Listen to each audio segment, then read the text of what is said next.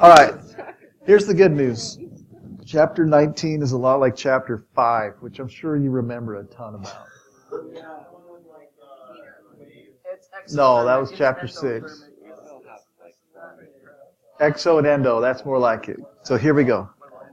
Shh. Shout out to Levi for not Levi, that's funny. Jansen. I failed on my shout out. I called Jansen Levi. Well, it doesn't really matter because I don't think he watches it. Yeah, he's not going to watch it. Levi might when he gets home to study. Levi Port is Jansen's older brother. I got to Will, remember this. Shh, I'm teaching. Chapter 5, that energy cannot be created or destroyed, therefore the total energy of the universe is constant. Energy can, however, be converted from one form to another or transferred to a system, to the surroundings, or vice versa. Hey, remember this stuff? Like we had this, that was the system, and everything else in the universe was the surroundings. Okay? It's this. Well, that was easy. This is not. All right. Spontaneous processes. Think about the following. When this is full of a gas and I open this valve, it will spontaneously fill this one, and then these will eventually become equal spontaneously, right? Meaning I don't have to put energy in. A non-spontaneous thing, though, would be for this to randomly have all the gas to go to one side. Okay? So we're going to talk about spontaneity, or whether a reaction happens with outside intervention or not.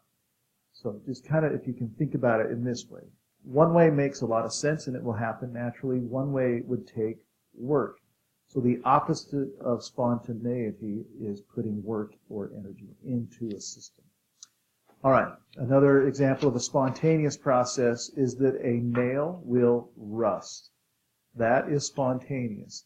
Fe plus O2 goes to Fe2O3 naturally. Okay? This is not natural to the left.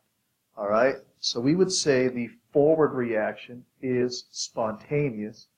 We would say the reverse reaction is non-spontaneous.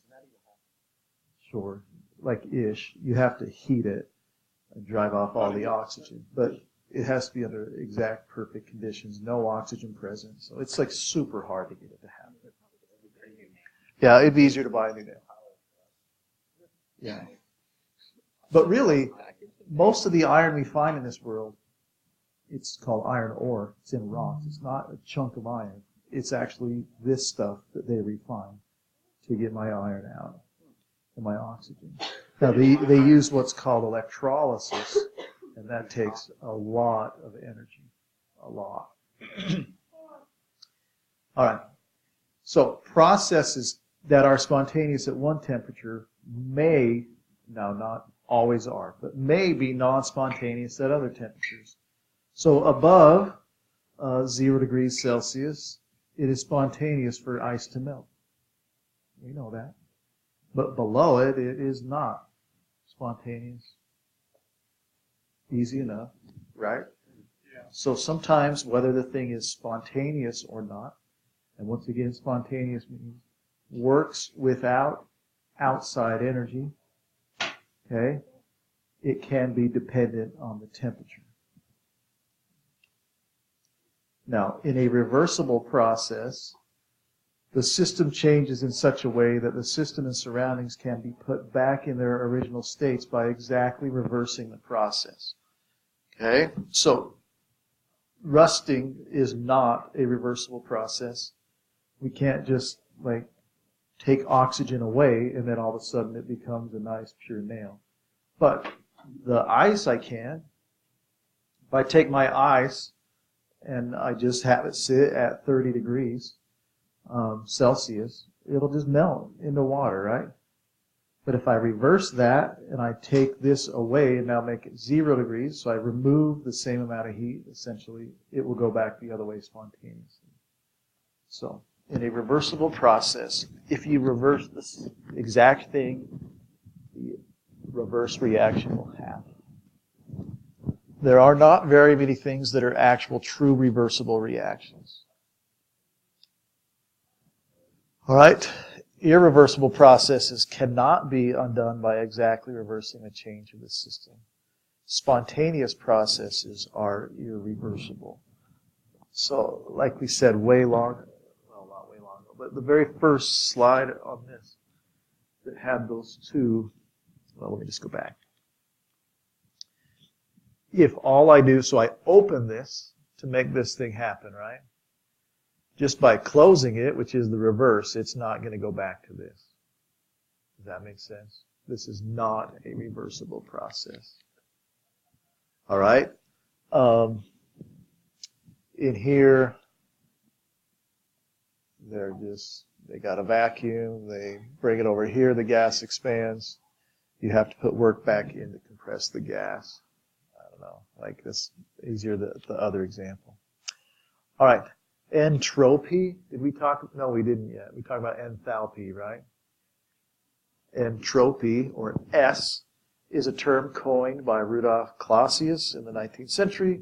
Clausius was convinced of the significance of the ratio of heat delivered and the temperature at which it is delivered. Okay, you don't need to know a ton of this, like history. You need to know the math. And we don't do that math hardly ever, so it's coming. Entropy is really easy to understand because you're a teenager, but it can be thought of as a measurement of the randomness of a system. It is related to the various models of motion in the molecules. Okay, entropy is best explained by the fact that just living in your room, it gets dirty on its own. Like, you don't necessarily do things to make your room messy on purpose. It just happens, right? But does your room just clean itself?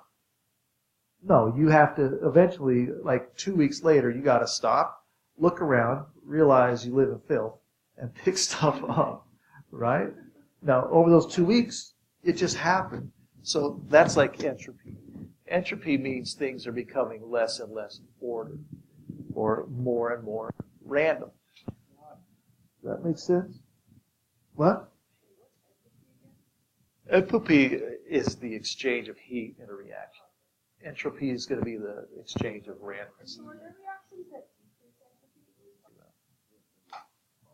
All right. Like total energy, E, and enthalpy, H, entropy is a state function. Therefore, the change in entropy is equal to S final minus S initial. So we have these that we've learned before, E and H. S is just a new one we're layering on top now.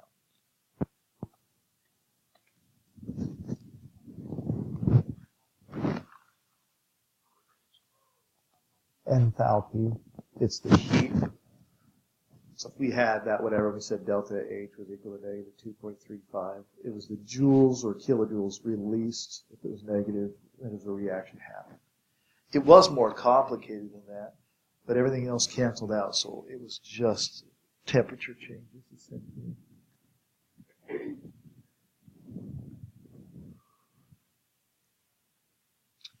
For a process occurring at a constant temperature, that is an isothermal process, the change in entropy is equal to the heat that would be transferred if the process was reversible divided by the temperature. All right, so delta S is equal to Q reverse, that would be subscript, like this, over T.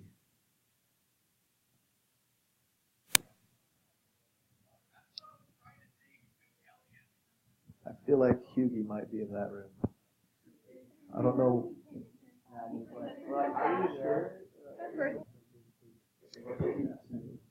All right, the second, yeah, that would be, wow. Just keep going, wow, could be. The second law of thermodynamics states that the entropy of the universe increases for a spontaneous process, and the entropy of the universe does not change for reversible processes. So, Allison, remember what I said? It can happen, but usually the heat will balance it out.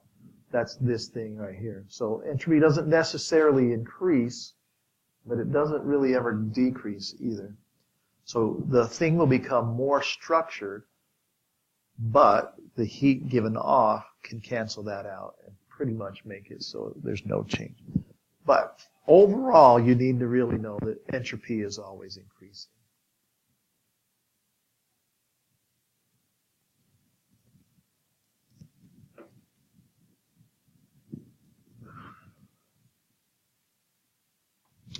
And as Isaac stated, he was talking about life. This is often used, disagree or agree, I don't necessarily care, but as a proponent for that there must be some sort of intelligent design, because a human being or any animal does not necessarily make sense with this entropy idea. And once again, whether you agree to that or disagree, it doesn't matter. I'm just saying that's one of the things people use is that this goes against, that life goes against this idea. All right. In other words, all right, this is ugly but kind of important. For a reversible process, the change in entropy of the universe is equal to the change in entropy of the system plus the surroundings, and that's equal to 0. All right, for an irreversible process, entropy of the universe is equal to this entropy of the system plus the surroundings, and that's always greater than 0. All right. This is in black. This is just that written out in a little bit more clear way.